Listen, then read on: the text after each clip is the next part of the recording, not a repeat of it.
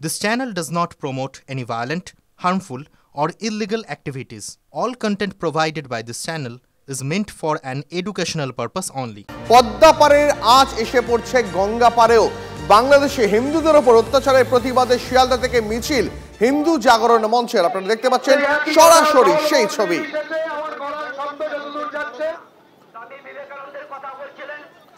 বাংলাদেশে সংখ্যালঘু হিন্দুদের ওপর অত্যাচার চলছে, তার অভিযোগ আসছে বারবার, আর তারই প্রতিবাদে আজ এই মুহূর্তে শিয়ালদা থেকে মিছিল শুরু করতে চলেছে হিন্দু জাগরণ মঞ্চ।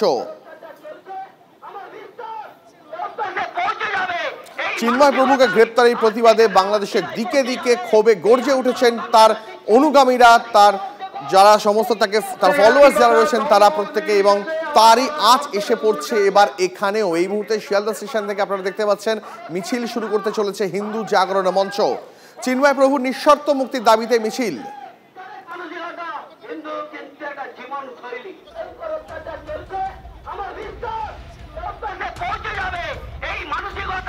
চিন্ময় প্রভুকে গ্রেপ্তার করা হয়েছে বাংলাদেশে। গত 48 ঘন্টায় তাকে ওষুধ দেওয়া হয়নি, তাকে খেতে দেওয়া হয়নি, এমনটাই অভিযোগ আসছে।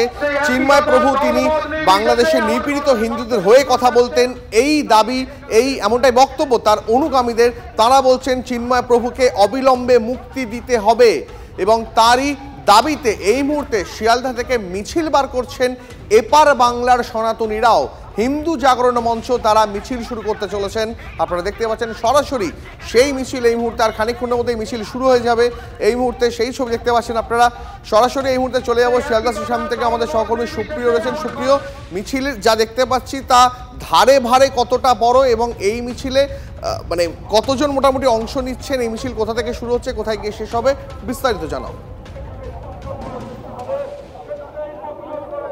দীপ, দেখো, শিয়ালদা স্টেশন চত্বর থেকে আর কিছু সময়ের মধ্যেই আজকের এই প্রতিবাদ মিছিল শুরু হবে, এবং তাদের যেটা কর্মসূচি রয়েছে যে বেগবাগান সংলগ্ন এলাকাতে যে বাংলাদেশ ডেপুটি হাইকমিশনের দপ্তর রয়েছে, সেই ডেপুটি হাইকমিশনের দপ্তর পর্যন্ত যাওয়া এবং সেখানে গিয়ে ডেপুটেশন জমা দেওয়া, এবং সেই ডেপুটেশন মূলত বাংলাদেশে সাম্প্রতিক যে পরিস্থিতি, অশান্ত পরিস্থিতি, এবং চিন্ময় কৃষ্ণ দাস সন্ন্যাসী তাকে গ্রেপ্তার করা, এবং বিভিন্ন মঠ মিশনের ওপরে যে হামলার ঘটনা ঘটছে, সেই সমস্ত ঘটনার প্রতিবাদেই কিন্তু আজকের এই যে প্রতিবাদ মিছিল, এবং সন্ন্যাসী চিন্ময় কৃষ্ণ দাসকে নিঃশর্ত মুক্তি দেওয়ার দাবিতেও তারা আজকে জমায়েত করেছেন। এবং বিভিন্ন জায়গা থেকে সাধু সন্ত থেকে শুরু করে এই হিন্দু জাগরণ মঞ্চের যারা সদস্যরা রয়েছেন তারা এখানে ইতিমধ্যেই এসে পৌঁছে গেছেন।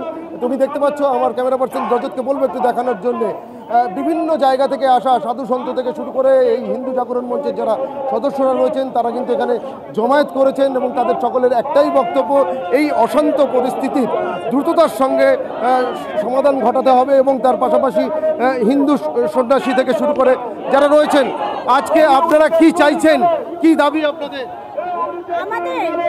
আমাদের চিন্ময় মহাপ্রভুর নিঃস্বার্থে আমরা মুক্তি চাইছি, নিঃশর্ত মুক্তি।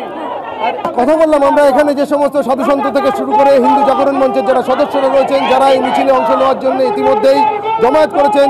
স্লোগান শাউটিং চলছে দেখতেই পাচ্ছ, এবং যে সমস্ত প্ল্যাকার্ড এখানে রয়েছে আমরা একটু দেখানোর চেষ্টা করবো। দেখতেই পাচ্ছ, চিন্ময় প্রভুর নিঃশর্ত মুক্তি চাই, এই দাবিকেই কিন্তু মূলত সামনে রাখা হচ্ছে, এবং তার পাশাপাশি বাংলাদেশের এই অশান্ত পরিস্থিতিতে সেখানকার যে অন্তর্বর্তীকালীন সরকার রয়েছে মোহাম্মদ ইউনূসের নেতৃত্বাধীন, সেই সরকার যাতে অবিলম্বে হস্তক্ষেপ করে, এই দাবিকেই কিন্তু সামনে রেখে আজকে বাংলাদেশ ডেপুটি হাই কমিশন যেটা রয়েছে সেখানে গিয়ে তারা আজকে ডেপুটেশন দেবেন এবং তাদের দাবি জানাবেন। এবং সেক্ষেত্রে তারা যে হুঁশিয়ারি দিচ্ছেন, এই পরিস্থিতি যদি দ্রুততার সঙ্গে নিষ্পত্তি না হয়, বা সেখানকার যারা সংখ্যালঘুরা অর্থাৎ হিন্দুরা রয়েছেন তাদের উপরে এই অত্যাচার, বা মঠ মিশনের উপরে যে হামলার ঘটনা, অগ্নিসংযোগের ঘটনা ঘটছে, এই সমস্ত ঘটনা যদি বন্ধ না হয়, সেক্ষেত্রে আগামীতে এই হিন্দু জাগরণ মঞ্চ তাদের এই আন্দোলন, তাদের এই প্রতিবাদ তা কিন্তু আরো বৃহত্তর জায়গায় নিয়ে যাওয়ার চেষ্টা করবেন।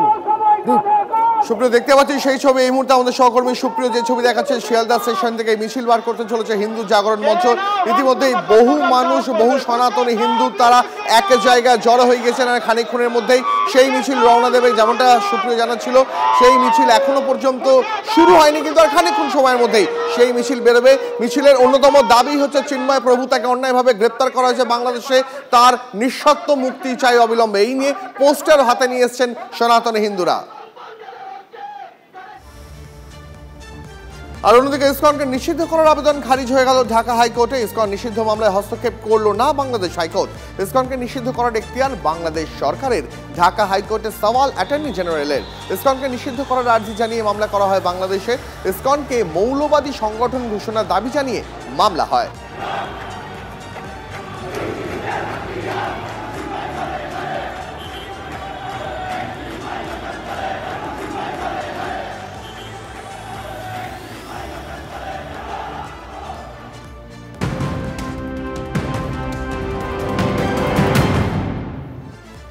বাংলাদেশ থেকে তো অনেক ছবি আসছে, সেই সব ছবি উদ্বেগের ছবি, কথা কোনো বলার অপেক্ষা রাখে না। কিন্তু এবার যে ছবি দেখাও আপনাদের, সেই ছবি দেখলে শিউরে উঠবেন। ময়মনসিংহের ছবি, সেখানে এক হিন্দুর দোকানে আচমকা হামলা চালানো হলো। দোকানের মালিককে এলোপাথারি লাথি মারা হলো। দোকানের সিসিটিভিতে নির্মম এই অত্যাচারের ছবি ধরা পড়েছে। দেখুন, একের পর এক ছবি বাংলাদেশ থেকে আসছে, যে প্রতিটি ছবি দেখলেই আমরা শিউরে উঠছি। কিন্তু এই মুহূর্তে যে ছবি দেখাচ্ছি আপনাদের, সেই ছবি কিন্তু অত্যন্ত উদ্বেগের। অভিযোগ উঠছে বাংলাদেশে বেছে বেছে সংখ্যালঘু হিন্দুদের টার্গেট করা হচ্ছে, তাদের বাড়ি ঘর ভাঙচুর করা হচ্ছে, সম্পত্তি নষ্ট করা হচ্ছে। আর এবার দেখুন সিসিটিভি বন্দি নির্মম সেই অত্যাচারের ছবি।